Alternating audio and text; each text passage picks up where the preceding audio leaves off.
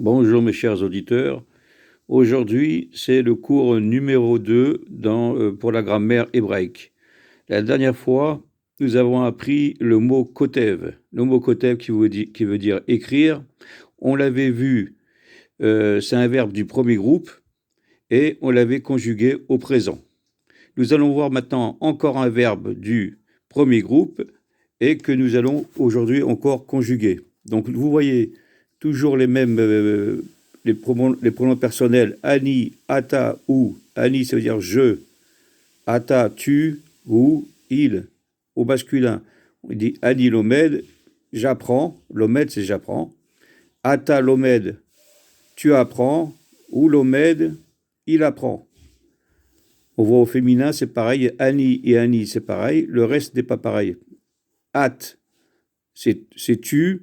I, c'est elle. Alors pour une femme qui dit Anni lomedet, j'apprends. At lomedet, tu apprends. I lomedet, elle apprend. Maintenant nous voyons au pluriel, au masculin, anachnu, nous, atem, il, plutôt vous, hem, il. Anachnu lomdim, nous apprenons.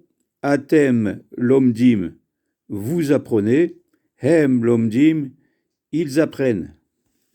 Et nous voyons aussi, pour le féminin pluriel, anachnu, nous apprenons. Aten, c'est la marque du féminin. Au pluriel, on met un même, ici on met un nun. Aten, lomdot, vous apprenez. Hen, lomdot, elles apprennent. Donc vous voyez toujours le signe du premier groupe au présent, c'est o, et. O, et. Cholam, tsere. Au féminin, O, et.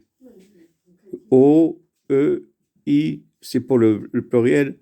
Et O, E, O, c'est pour le pluriel féminin. Nous voyons la racine. La racine, c'est quoi?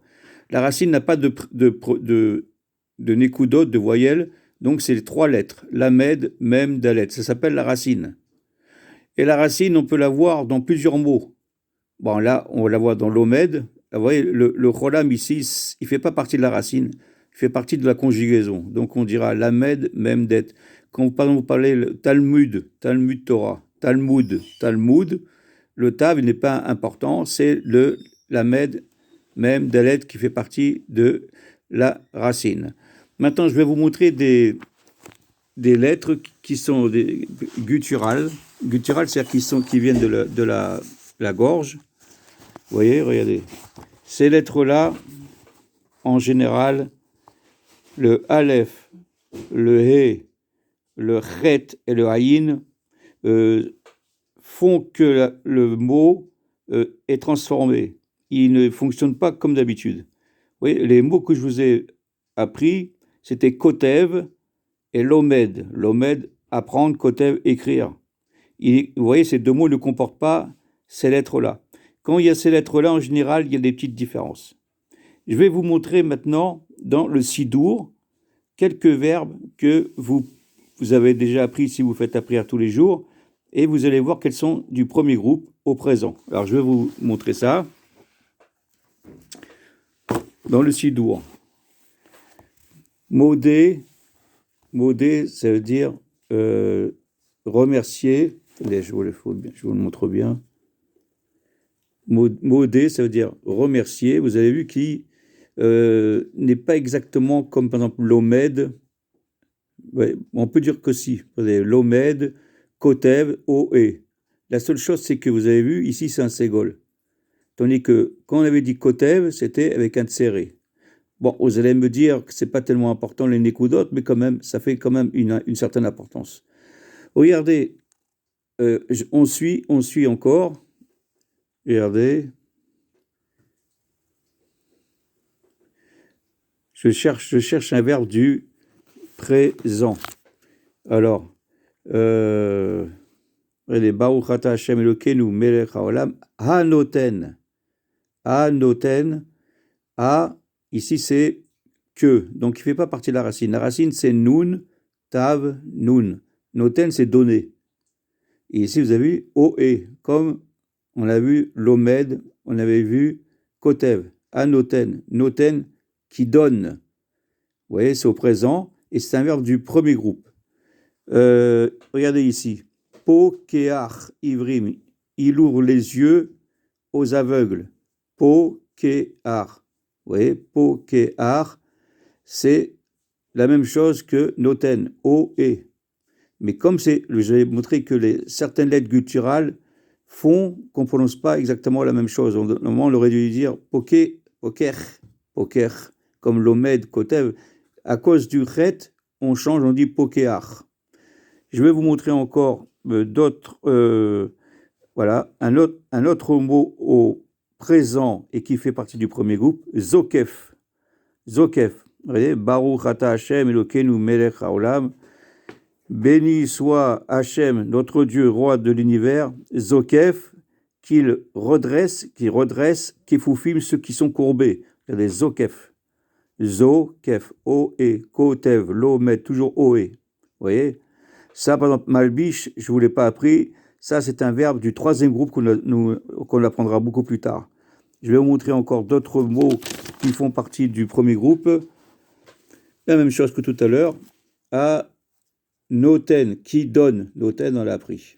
Regardez encore un autre verbe du premier groupe.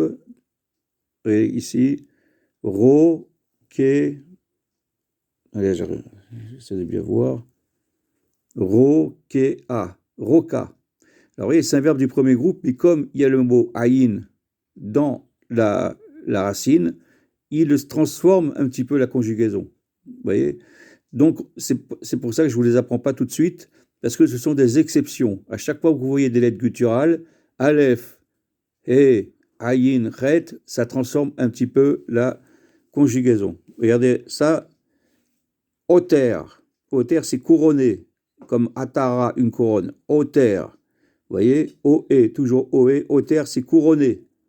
C'est-à-dire, béni soit-tu l'Éternel, notre Dieu, roi de l'univers. Oter Israël, qui couronne Israël, Bétifara, avec splendeur. Ça fait allusion aux téphilines que l'on met tous les jours. C'est une couronne, les téphilines de la tête sont une couronne sur notre tête. Donc vous voyez, Oter, c'est un verbe du premier groupe au présent. Donc vous voyez, ils ne sont pas toujours présents, mais vous apprenez comme ça à les identifier et à les reconnaître. Vous voyez? Donc il y aura des verbes au passé, des verbes au futur, etc., etc.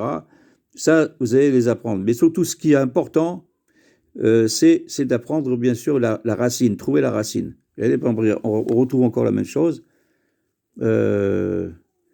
Ici, attendez, j'ai vu encore le mot anoten.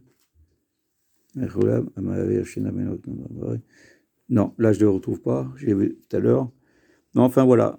Essayez d'apprendre, bien entendu, la racine des mots. La racine, en général, fait 3 lettres.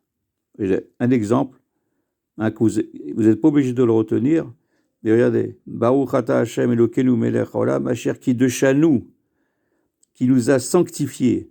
Ici, c'est un verbe qui est au passé. Qui de chanou, vous voyez, la racine, c'est Kouf Dalet Shin, Kadesh, Kadosh, 3 lettres.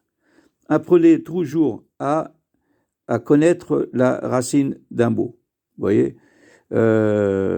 sauf bien sûr certains mots qui ont des lettres qui ont seulement 2 consonnes, ça arrive, mais en général, la majorité ont toujours 3 lettres. Alors, Ata, on l'a appris. Ata, c'est toi, tu. En parlant de Dieu, tu. Elokeinu, on va apprendre. Meler, c'est un roi. Meler, oui, il a 3 lettres. Haolam, le monde, Olam. Vous voyez, le vav qui est ici, il ne fait pas partie de la racine. La racine, c'est Ayin, la med, même. Et Elem, en hébreu, veut dire le voile, quelque chose de voilé. Et on voit que lorsqu'on analyse le mot Olam, qui veut dire le monde où on vit, et Elem, on voit qu'il y a un rapport entre le monde et le voile. En effet, un monde, par définition, est voilé. Et voilé de qui? De Dieu. C'est-à-dire que dans un monde qui a l'air indépendant, Akadosh Baruch Hu est là, mais il se cache par un voile dans ce monde. Bien sûr, il y a des mondes qui sont très, très, très hauts, supérieurs, où la divinité est beaucoup plus ressentie. Mais vous voyez, toujours, le mot Olam vient du mot Elem, Ayin, Lamed, Mem. Toujours 3 lettres. Mes chers auditeurs, entraînez-vous, même quand vous priez ou que lorsque vous lisez, essayez de reconnaître des lettres qui sont au présent et au premier groupe. Et comme ça, vous allez apprendre énormément de choses. Je vous souhaite une très bonne révision et à bientôt.